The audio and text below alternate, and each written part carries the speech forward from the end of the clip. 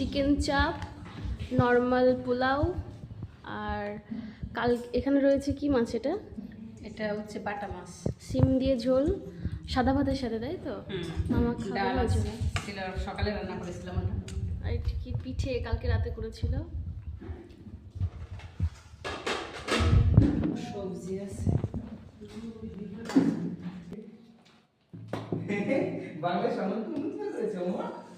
বাংলাদেশি না হয় বিদেশি হবে, মানে ইসের মামি বাংলাদেশে আছে এখন। মামি দিয়েছিল হয়তো সেটা। জয় না দে ভাই।